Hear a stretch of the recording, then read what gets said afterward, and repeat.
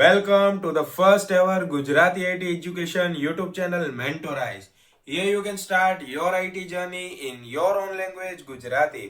So hello મિત્રો, આ છે એપિસોડ નંબર 31 અને જો એપિસોડ નંબર 30 ના જોયો હોય તો જોઈ લેજો, જેની લિંક મેં ડિસ્ક્રિપ્શનમાં આપી છે.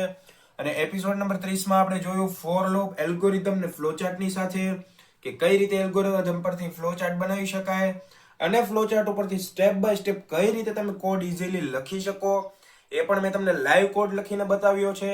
તો જો એ એપિસોડ ના જોયો હોય તો જોઈ લેજો, એ તમને બહુ હેલ્પફુલ થશે. સો આ છે એપિસોડ નંબર 31, જેમાં આપણે જોવાના છીએ વાઇલ લૂપ. કઈ રીતે તમે એલ્ગોરિધમ પરથી ફ્લોચાર્ટ બનાવી શકો અને ફ્લોચાર્ટ પરથી વાઇલ લૂપનો કોડ લાઈવ ઇઝીલી રીતે સોલ્વ કરી શકો છો. તો વિડીયો સ્ટાર્ટ કરતા પહેલા વિડીયોને લાઈક કરો, ચેનલને સબસ્ક્રાઇબ કરો અને આ વિડીયો તમારા મિત્રોને શેર કરો, જેથી તેમને પણ આ વિડીયો હેલ્પફુલ બની રહે. તો ચાલો વિડીયો સ્ટાર્ટ કરીએ.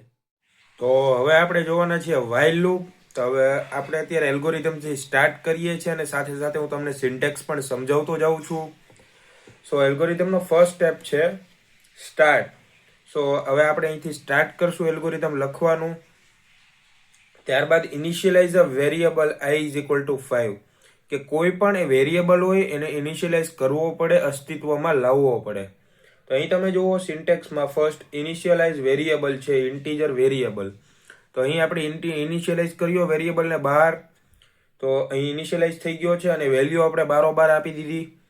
ત્યારબાદ ચેક કન્ડિશન.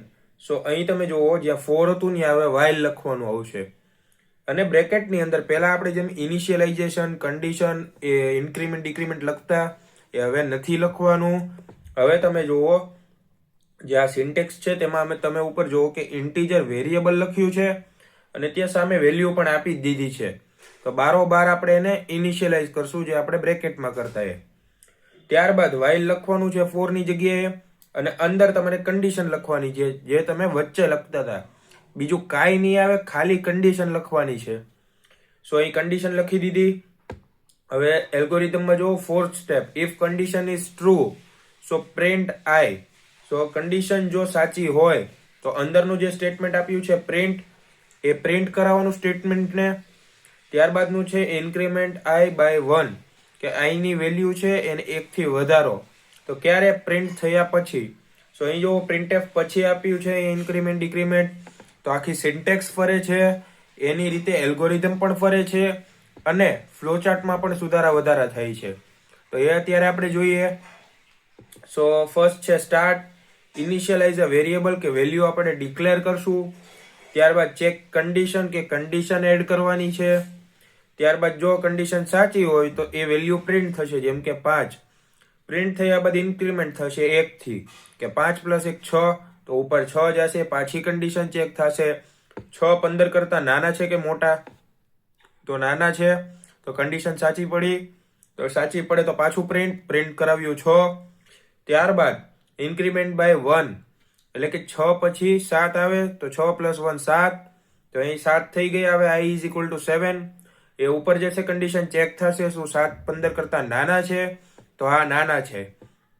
તો એ કન્ડિશન ટ્રુ પડી. હવે કન્ડિશન ટ્રુ પડી એટલે એને પ્રિન્ટ કરાવો. તો પ્રિન્ટ કરાવી ત્યારબાદ પાછું નીચે જશે, ઇન્ક્રીમેન્ટ થશે 1 થી, એટલે કે 8 + 1 એટલે કે 9. તો હવે પાછું ઉપર જશે, અહીંયા 9 થી કન્ડિશન ચેક થશે. એમાં લૂપ ચાલ્યા કરશે. તો ક્યાં સુધી? તો 15 સુધી, કે 15 વેલ્યુ ના આવી જાય ત્યાં સુધી. પણ હવે જો 15 વેલ્યુ મળી જાય તમને તો આવી રીતે થશે કે check condition 15 is less than is equal to 15. Less than એટલે કે ઓછા નથી 15 15 કરતા, પરંતુ 15 15 ના સમાન છે, કે 15 = 15. તો આ કન્ડિશન સાચી છે. તો condition is true, so print i.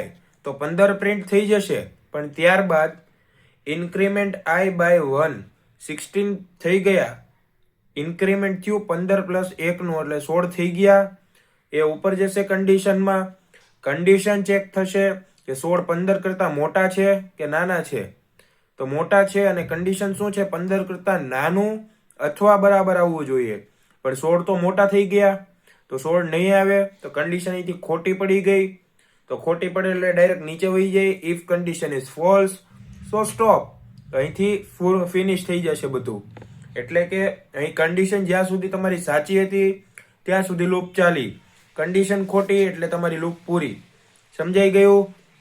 હવે આ જ વસ્તુ હું તમને ફ્લો ચાર્ટમાં સમજાવી દઉં. ફ્લો ચાર્ટમાં સ્ટાર્ટ, એલ્ગોરિધમમાં પણ સ્ટાર્ટ ફર્સ્ટ સ્ટેપ, ત્યારબાદ i ઇઝ ઇક્વલ ટુ 5. અહીંયા પ્રોસેસ થઈ છે, વેલ્યુને ડિક્લેર કરી દીધી છે બારોબાર.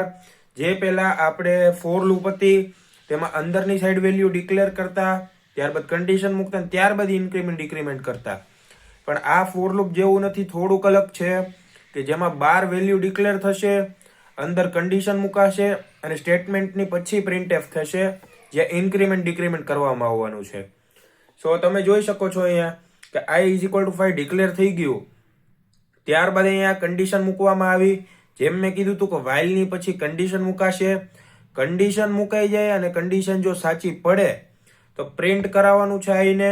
i is equal to 5 print થઈ જાય ત્યારબાદ એને ઇન્ક્રીમેન્ટ કરવાનું છે.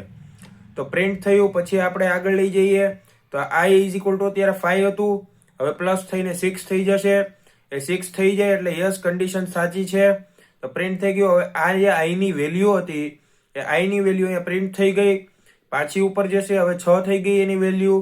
કન્ડિશન ચેક થશે, 6 is less than 15. So yes 6 is less than 15. So એ પ્રિન્ટ થશે અહીંયા 6. 6 પાછું નીચે જશે, i પ્લસ 1 એટલે કે 6 પ્લસ 1 તો 7 થાય. તો 7 થઈ ગયું, સાચું પડે તો એ કન્ડિશનમાં જશે. કન્ડિશનમાં પાછું ચેક થશે, 7 is less than is equal to 15. So yes 7 is less than is equal to 15 કે 7 એ 15 કરતા નાના છે. તો એ પ્રિન્ટ થશે કેમ કે કન્ડિશન સાચી છે. સો અહીં પ્રિન્ટ થશે, ત્યારબાદ પાછું નીચે જશે, ત્યાં ઇન્ક્રીમેન્ટ થશે કે હવે જે વેલ્યુ હશે એમાં પ્લસ 1 કરી દેશે. અને ક્યાં સુધી ચાલશે તો ઉપર 15 આવી જાય જ્યાં સુધી ત્યાં સુધી. હવે 15 આવી ગયા તો 15 ચેક થયા, 15 is less than 15. No, 15 is not less than 15 but 15 is equal to 15. એટલે કે 15 અને બીજા 15 બંને સમાન છે. તો આ બંને સમાન છે તેથી પ્રિન્ટ થશે. પરંતુ અહીંયા જ્યારે તમે એને વેલ્યુ આપશો 15 પ્લસ 1 એટલે 16 થઈ જાય, અને 16 જ્યારે કન્ડિશન ચેકમાં જશે તો એ ફોલ્સ થશે કેમ કે 15 સુધી કાં તો એનાથી નાની વેલ્યુ જોતી હતી, 16 એ મોટી વેલ્યુ છે તો એ 15 ના સમાન નથી અને એનાથી નાની નથી. તો અહીં કન્ડિશન તમારી ફોલ્સ. કન્ડિશન ફોલ્સ એટલે પ્રોગ્રામ ઓવર અને એ સ્ટોપ થઈ જશે લાસ્ટમાં પ્રોગ્રામ અહીંયા જઈને. તો અહીંથી પ્રોગ્રામ પૂરો. સો આટલું હતું ફ્લો ચાર્ટમાં, બીજું કાંઈ નથી. આ ઇઝીલી સમજ પડે એવી વસ્તુ છે. જો ના પડી હોય સમજ તો રિવાઇન્ડ કરીને વિડીયો જોઈ લો. આપણે એલ્ગોરિધમ પરથી ફ્લો ચાર્ટ બનાવ્યું અને ફ્લો ચાર્ટ પરથી હવે આપણે આગળ પ્રોગ્રામ કરવાના છીએ. તો તમારા મોબાઈલ અને પીસીમાં કમ્પાઇલર ઓપન કરી લો જેથી તમે પણ મારી સાથે સાથે કોડ કરો એટલે તમને પણ આ બધું ઈઝી પડે. તો ચાલો કમ્પાઇલર તરફ જઈએ. સો આપણે કમ્પાઇલરમાં આવી ગયા છીએ અને સૌ પ્રથમ આપણે લખવાના છીએ while ની સિન્ટેક્સ. તો તમે પણ while ની સિન્ટેક્સ લખી લો. સૌ પ્રથમ આપણે લખશું while. while લખાઈ ગયા પછી શું આવે, કન્ડિશન માટે બ્રેકેટ. તો રાઉન્ડ બ્રેકેટ કરી દઈએ અને ત્યારબાદ કર્લી બ્રેસીસ. કર્લી બ્રેસીસ થઈ ગયા. તો આ બની ગઈ છે કન્ડિશન અને તેના જે સિન્ટેક્સ હતી તે. પરંતુ હજી એક વસ્તુ આમાં ઘટે છે. શું? તો પ્રિન્ટએફ ની નીચે ઇન્ક્રીમેન્ટ ડિક્રીમેન્ટ. તો i પ્લસ પ્લસ. સો હવે આ સિન્ટેક્સ પૂરી થઈ ગઈ. હવે આપણે શું કરવાનું છે, 5 થી લઈને 15 સુધીની બધી વેલ્યુ પ્રિન્ટ કરાવવાની છે. તો આપણે line by line step follow કરશું. તો સૌ પ્રથમ સ્ટેપ હતું સ્ટાર્ટ. તો હવે પ્રોગ્રામ આપણે સ્ટાર્ટ કરશું. ત્યારબાદ initialize a variable. Initialize a i એટલે આપણે i ને ઇનિશિયલાઇઝ કરશું, પણ શેનાથી? તો ઇન્ટીજરથી. કેમ? કારણ કે આપણે વેલ્યુ આંકડામાં જોઈએ છે. રેડી ને? સો ઇન્ટીજર i. પહેલા આપણે શું કરતા હતા, અહીંયા ખાલી સેમિકોલન કરી દેતા, વેલ્યુ નહોતા આપતા. કારણ કે ત્યાં આપણે વેલ્યુ બ્રેકેટમાં આપતા હતા, જ્યાં નીચે છે while નું બ્રેકેટ ત્યાં. પરંતુ એ હતું ફોર લૂપ. તેમાં એક જ બ્રેકેટમાં તમે ઇનિશિયલાઇઝેશન કરી શકો, કન્ડિશન મૂકી શકો અને ઇન્ક્રીમેન્ટ ડિક્રીમેન્ટ કરી શકો. પરંતુ આ while લૂપ છે, આમાં તમે બધું ભેગું ના કરી શકો. એના માટે તમારે ઇનિશિયલાઇઝેશન પણ બહાર કરવું પડશે કાઉન્ટ્સની. સો અહીં આપણે ઇનિશિયલાઇઝ કરી દઈએ value i is equal to 5 લઈ લઈએ. અને કેમ આપણે 5 લીધો? કારણ કે જ્યાંથી આપણે લૂપ સ્ટાર્ટ કરવી છે તે વેલ્યુ લેવી પડશે. તો આપણે 5 થી સ્ટાર્ટ કરીને 15 સુધી જવાનું છે. તો 5 થી સ્ટાર્ટ કરીએ તો 5 લઈ લીધો.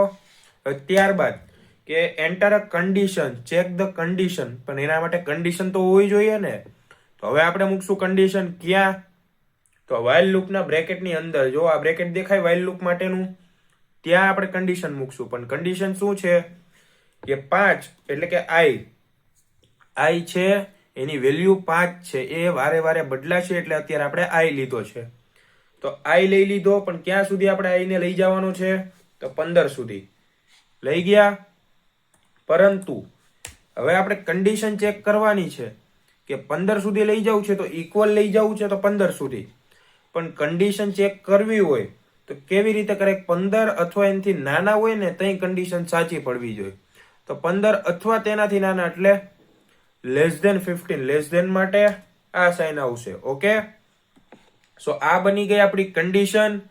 કન્ડિશન પણ પૂરી થઈ ગઈ. ત્યારબાદ હતું if condition is true print F. પછી પ્રિન્ટ શું કરાવવાનો હતો? તો આ આપણે પ્રિન્ટ કરાવવાનો છે. તો એના માટે આપણે પ્રિન્ટ એફ માં લઈશું %d લઈ લીધો. હવે આપણે આન્સર શેના ઉપરથી જોઈએ છે કે કઈ વસ્તુનો આન્સર જોઈએ છે?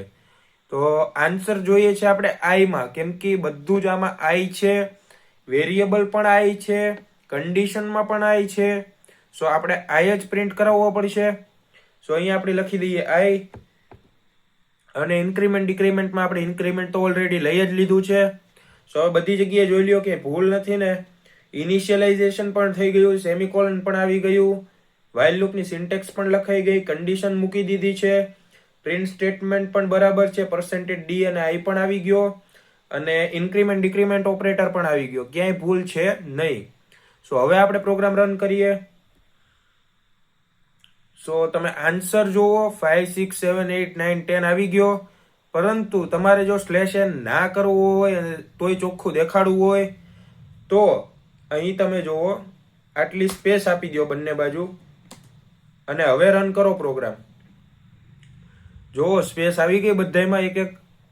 તો એ રીતે પણ તમે કરી શકો. અને જો તમારે એમ ના કરવું હોય તો અહીં /n આપી દો. તો આપણે અહીં d ની બાજુમાં /n આપી દઈએ. અને હવે પ્રોગ્રામ તમે જો રન કરશો તો જો પ્રોગ્રામ લાઈનમાં આવી ગયો છે આખો. સો આઈ હોપ કે તમને આમાં સમજ પડી ગઈ છે વાઇલ લૂપમાં કે કઈ રીતે તમે વાઇલ લૂપ ચલાવી શકો. તો મળીએ નેક્સ્ટ વિડીયોમાં.